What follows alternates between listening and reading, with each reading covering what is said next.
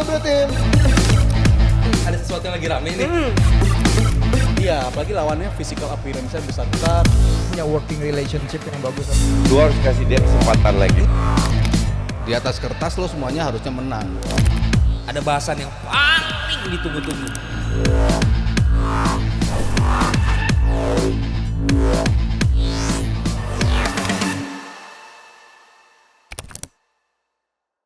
Rembos lagi. Safi Simon. Safi Simon, semoga Belanda masuk final biar FYP TikTok gue masih diisi potongan live reaction Koci. Hap Polan. Hup. Polan. Budi. Hancurnya football gara-gara Pep Guardiola. Messi, Fabregas bilang sekarang kebanyakan passing, no room for skill individu. Nah itu juga lumayan tuh. That is not true. Tapi Messi juga mengatakan itu loh coach. That is not true. Terlalu katanya sekarang semua terlalu konsep. Gini, ya, semua konsep betul. Messi mengatakan itu ya, ini selera Messi. Tapi kalau lihat Lamine Yamal baru 16 tahun, skill juga kok. Nico Williams baru berapa? 20 tahun, 21? Coba. Nico Williams 21. Ya, skill juga kok. Jadi nggak bener. Cuman memang yang dribbling kayak Theo Hernandez gitu dari belakang maju itu cuma bisa di AC Milan ya. Di timnas nggak bakalan bisa kayak begitu. Karena sekarang memang lebih bermain untuk sistem, which is good. Karena kalau lu mengandalkan skill di mana negara menengah ke bawah tidak punya pemain skill gitu, gimana mereka bisa melawan? Justru pemain yang terutama negara menengah ke bawah bisa memberi perlawanan karena mereka bermain dengan sistem. Cuman kalau lu benar-benar punya skill yang istimewa kayak Lamine Yamal, pasti kelihatan kok. Ya tapi kan sekarang dia kayak satu di antara banyak yang nggak ada gitu Mas Aryo. Ya banyak yang bilang emang kan makanya kenapa Ancelotti kan gue pakai sistem ketika gue defense. Tapi ketika gue nyerang, gue kasih kebebasan buat pemain-pemain gue. Itu mah emang miskin taktik alasannya gitu. Tapi kan bukan bisa biarin aja mereka main, kasih bola ke sini main aja. Tapi kan dia tahu pemain-pemain itu bisa kasih creativity, pemain-pemain dia tahu karena kualitasnya bagus. Nah, Coba lu terapkan di Everton kayak gitu. Makanya gue bilang kalau pelatih pemain-pemainnya punya skill individu bagus, terutama ketika kita bicara tadi Madrid. Defense-nya dia punya sistem. Gue hanya memperhatikan ketika kalian defense, lo harus ke sini, posisi lo di sini, posisi lo di mana. Kalau orang ini zona lo seperti apa kayak gitu-gitu. Tapi ketika lo nyerang masuk ke sepertiga terakhir, udah dia nggak banyak ngasih instruksi karena ini kan pemain-pemain udah Katam. talenta, udah nggak perlu diajarin lagi seperti apa. Beda sama tahun lalu gagal total juga Madrid di bawah dia, nggak menang pas Barca juara, bukan musim sebelumnya kan. Barca main jelek di Champions League juga gagal. Iya kan pasti ada menang ada kalahnya. Katanya maksud dia Ancelotti tahu bagaimana pemain kadang nggak bisa dikekang. Ancelotti itu miskin taktik, makanya dibiarin aja. Ya tapi kan memang ada pemain yang memang secara natural lebih senang dia untuk diberikan kebebasan Coach. Itali itu rata-rata yang penting hasil. Oke. Kayak alergi. Dan alergi apa namanya kayak gitu kan bisa works di tim-tim tertentu. Kalau lo tipenya seperti Pep, ya dia dari bertahan sampai nyerang sampai semua ada sistemnya. Semuanya sistem berjalan. Tapi kan nggak semua pemain, semua tim bisa bermain dengan sistem juga. Kan nggak bisa ngikutin sistemnya orang yang ingin seperti itu kan ada juga pemain-pemain seperti itu gitu. Tapi jadi memang ada kombinasi. Inilah sepak bola yang disebut. Gue kemarin baca artikel di koran Belanda which is good article. Sepak bola itu ada dua sekolah. Satu sekolah jurusan adalah menang. Satu sekolah lebih ke Arts Academy, disebutnya Arts Academy, di mana lu bermain bagus, bermain sistem, bermain konsep.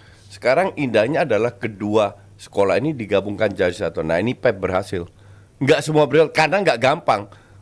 Nah pelatih-pelatih kayak Ancelotti, Zidane, Deschamps itu ke sekolah jurusan yang penting menang. Tapi orang selalu nggak ngeliat, makanya tugas gue sebagai influencer masih jauh, masih banyak.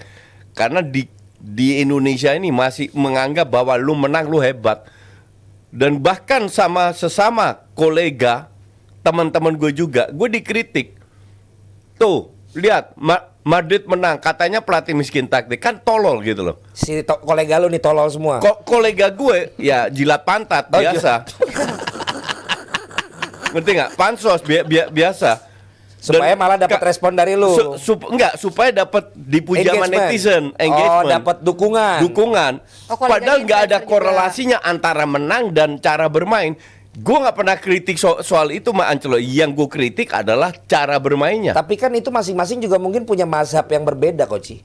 Kan Apa? nggak mesti semuanya harus penganut yang seperti lu yang pengen main indah dan Loh, bisa meraih kemenangan. mayoritas penonton bola itu adalah fans sebuah klub atau fans Netral. netral kayak kita. Iya.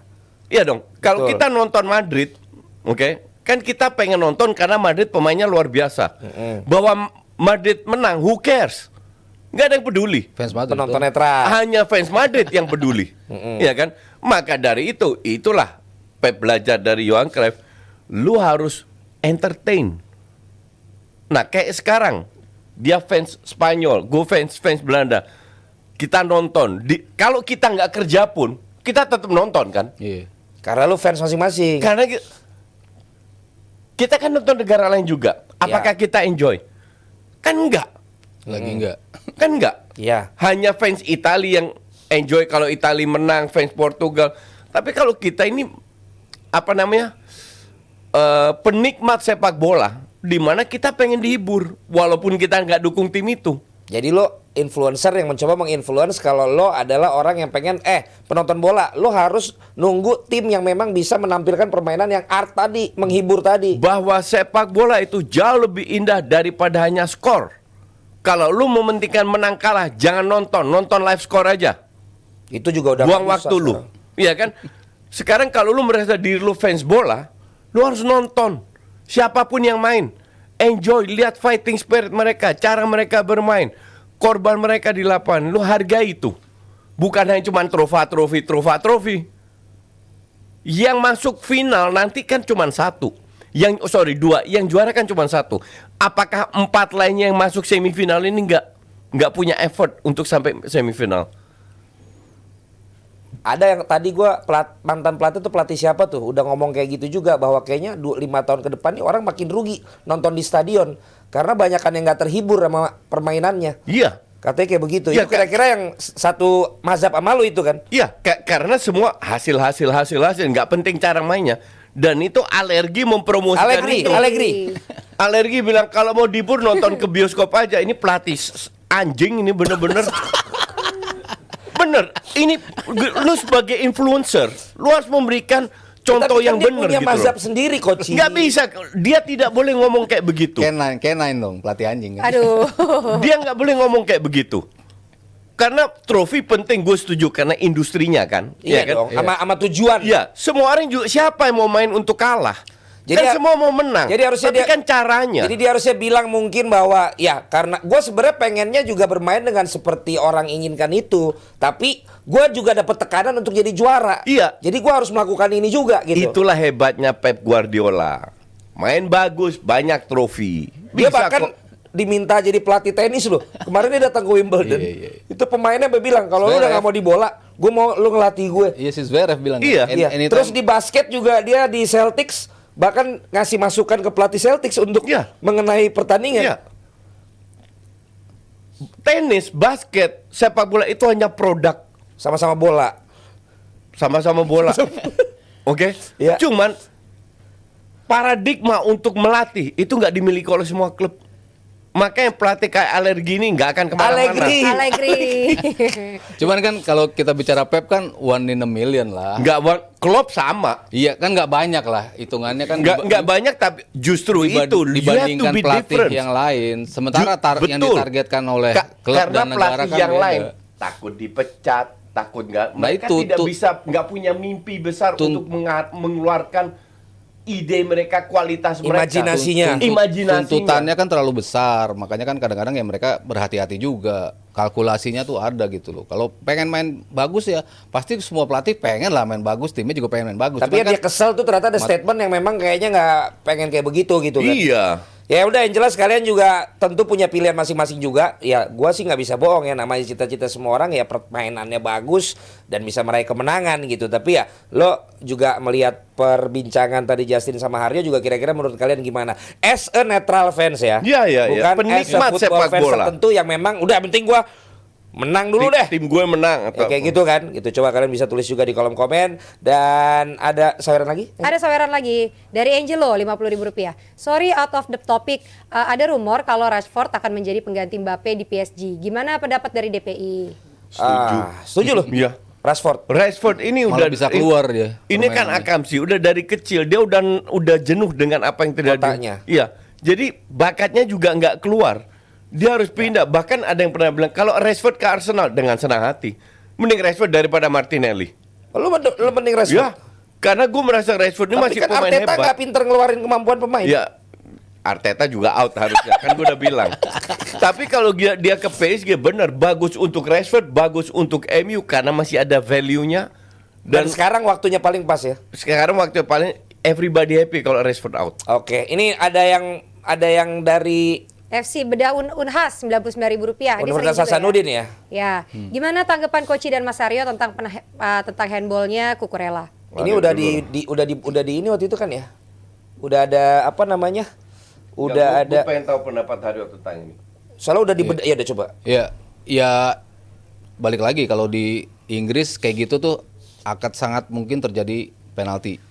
Karena kan ya tangannya fully extended di bawah. Cuman kan emang kalau kita bicara kan yang gue bicara handsball tuh banyak acuannya kan. Salah satu ya sudut tadi apakah cukup lebar untuk menjadikan Yang kalau di aturan katanya tidak.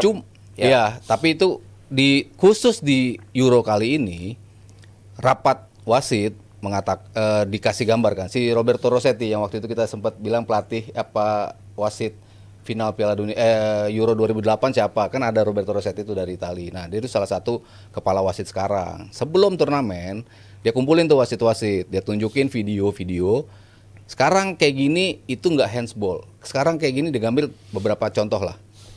Kebetulan muncul gambar yang mirip dengan kejadian Cucurella itu. Tangannya seperti itu di bawah dan ya persis ya bentuknya gitu. Dan dia bilang kalau kayak gini kejadiannya ini tidak handsball. Pas di kejadian tersebut kan ada pembicaraan dari wasit yang di VAR juga kan.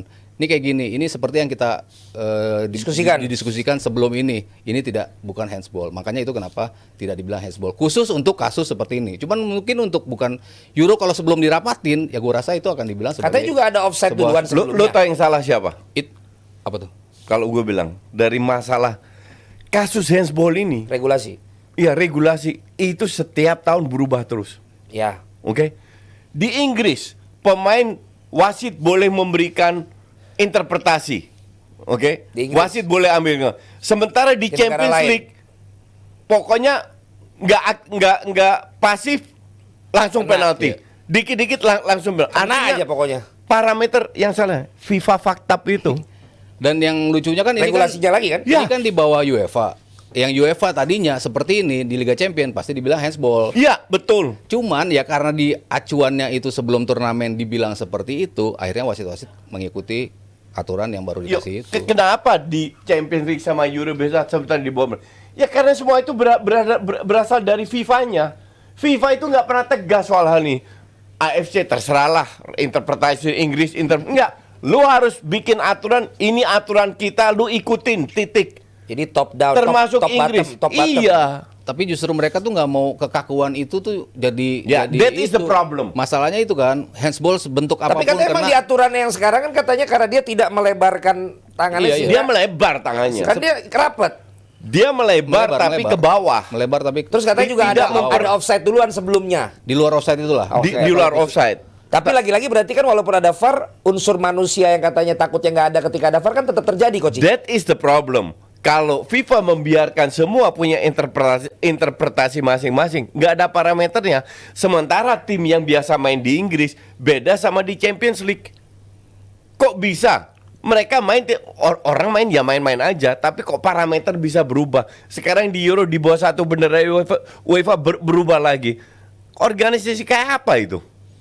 Jadi menurut lo malah ini yang membuat bingung adalah dari badannya Dari sendiri. FIFA, dari badannya sendiri. Dan bukan wasit kemarin ya akhirnya. Bukan wasit lo kemarin. sorotin. Betul. Karena itu tadi Gue nggak protes juga wasit kemarin. ya walaupun Jerman dirugiin ya. Yeah, but it happens. Itu dia tuh gara-gara itu ayam ini ada hari ini. Kalau itu Jerman ada kan dirugiinnya di klaim penalti itu. Kalau Tapi kan penalti juga belum tentu masuk. beberapa pelanggarannya kan yang untuk Spanyol juga, ya Spanyol dirugiin juga kan, maksudnya sama-sama lah dirugikan. Ini yang nggak dirugikan tentu adalah dari Jebret Media karena Asih nyumbang lagi. Iya, 500.000 rupiah loh. Terima Bang. kasih. Kasih. Terima Nyanyi dulu kasih. dong. Terima kasih domba koci, terima kasih domba koci dari kami. Makasih Asih, Jebret Media. Asih, kenapa sih lu sering banget nyumbang ke kita? Tolong tulis kolom komen lagi sama sawer lagi ya. Kayak Dias gua. Halo Kanesa. Halo Kanesa, semoga 2 partai semifinal mainnya lebih atraktif. Sehat-sehat tim DPI, jangan lupa minum vitamin. Inilah Bang, biasa orang ngingetin makan doang, dia ngingetin minum. Apalagi kalau sakit kepala minum Panadol Asih, Iya. udah pasti paling bener. Kita Halo Jebret Tim. Ada sesuatu yang lagi rame nih. Iya, apalagi lawannya physical appearance-nya besar-besar. Punya working relationship yang bagus. Lu harus kasih dia kesempatan lagi. Di atas kertas lo semuanya harusnya menang. Ada bahasan yang paling ditunggu-tunggu.